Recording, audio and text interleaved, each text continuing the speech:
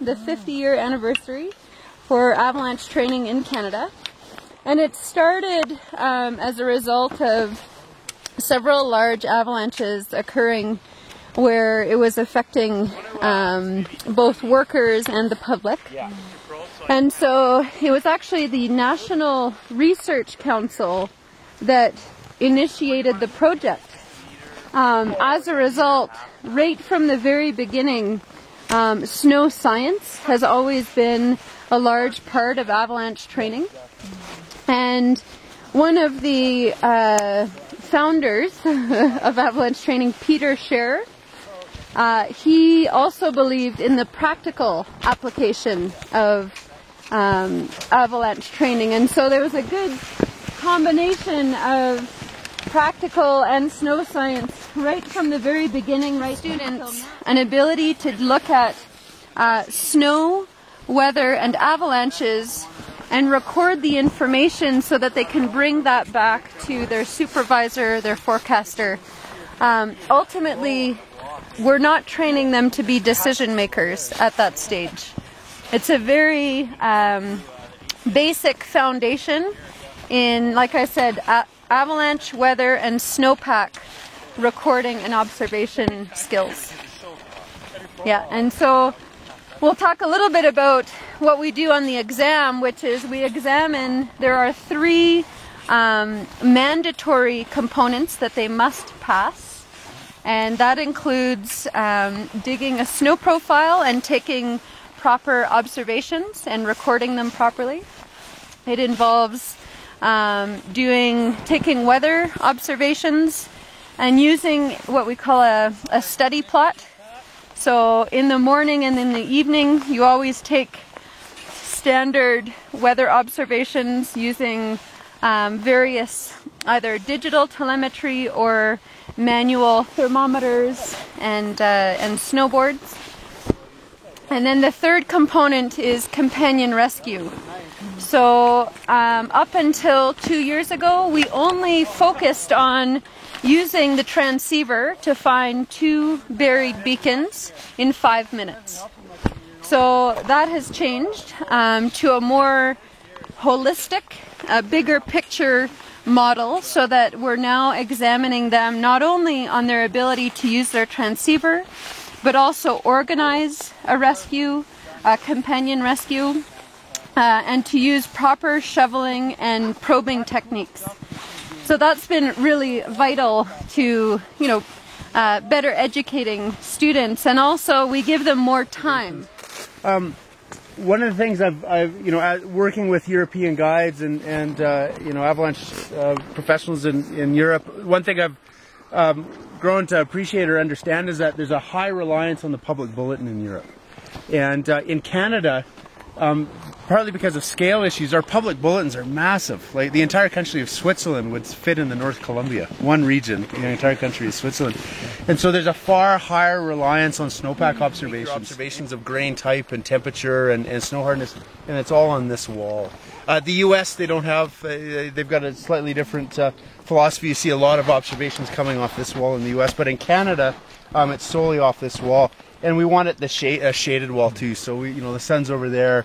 This is shaded from sun, and put up a shovel. And what we say in Canada is try and have the top 30 centimeters shaded from the sun. And here, what we would do is first do a layer boundary identification, first with our eyes, and then with some tools. And on a level 1, we teach 3 tools, so you should use your eyes for layer ID, and then your fingers, and then a tool. So there's multiple little spring layers on the surface of the snowpack here. I'll just quickly do some layer ID. There's some crust, very, very lightly scrubbing on the profile here.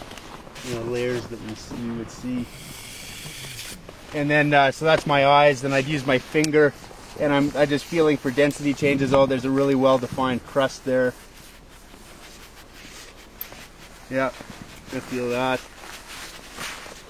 And then I would use a tool. Again, there's that crust. So I feel a layer here. That's quite an obvious layer right there. Yeah, feel that one. And so, you know, there's certainly no significant weak layers in the snowpack here. That's why, you know, it's good skiing. But that's typically how you know, we go about layer ID. It's a little bit softer, down to 1F, and then into pencil.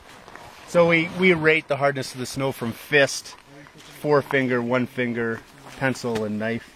And then ice is lasted. A lot of our training is around training the feeling, sort of how much energy, how much force to put into the snowpack. It's found in Canada to not be very reliable, and you very rarely see it used at all. And the compression test, you know, certainly for the last 5 years, people getting away from compression tests towards extended column tests because they just simply give us more information that's related to skier triggering and natural activity than a compression test. So, and a lot of the research at the University of Calgary and what Ryan's doing is, you know, there is, I mean, at the end of the day, these are pretty... Did his, I think he did his PhD on spatial variability. It's very interesting work. It's Niveau check has been published, not Niveau test, not Bolognese one. Yeah, Niveau check.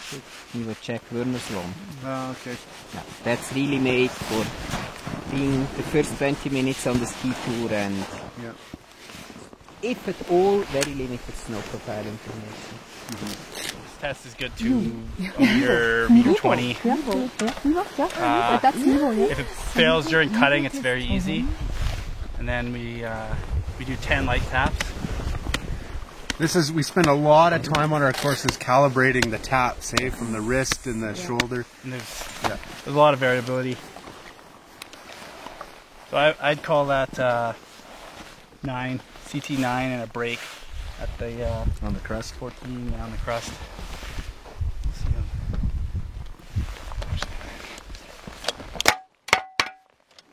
After the first 10, just level it off.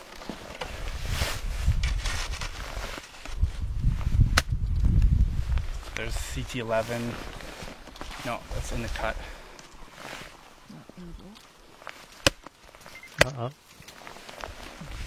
That's a new one. I cut into that layer though with the shovel. I should have just left it. No. There's a bunch. So I'd call those both resistant planar.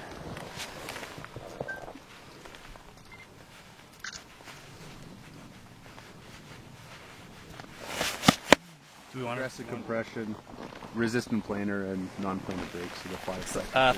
down 31 and 38.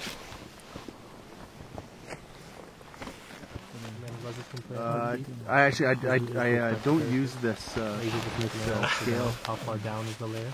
31. Hey Ryan, what does the R mean? CT1 or CT11? Row and column. It's actually not. We don't really use it anymore. But when they were doing the arrays, Okay. they were going Which up. row? So Row, it's not. So this is column. CT11. So that we're not using R and C right now. CT11, down 18 and down. So it looks like big DFs up to size 2, size probably 1 to 2. Oh, that's the one we had. I watched now when you tap, you keep the shovel at an angle, Yeah. and will not then the force go into the? Well, it just ends up like so. Basically, is at that the how end you of do it? the end of each, the end of easy and the end of moderate, Uh-huh. we'll level it back off. Okay. So now I start to.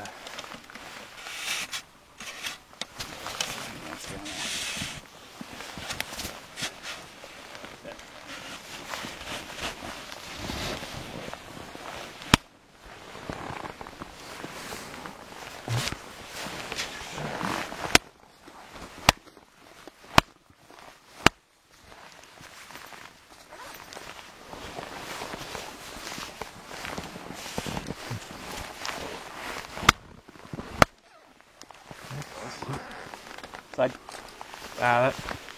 call that no result. Drop. Where to cut into again. It might be a break.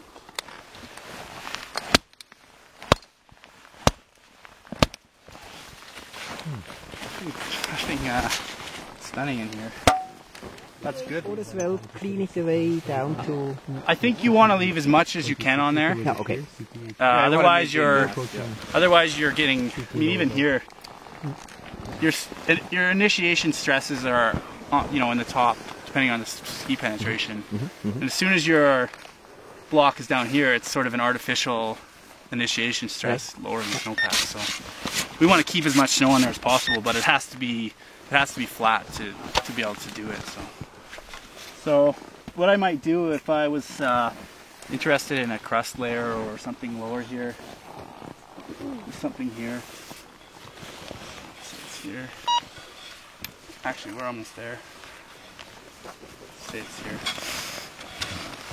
Is just do it's only for snow that's been undisturbed. Measure up 15 centimeters from the back. Level the block off. And then just do a deep tap test. And it's more to just identify the lower layers than anything for us.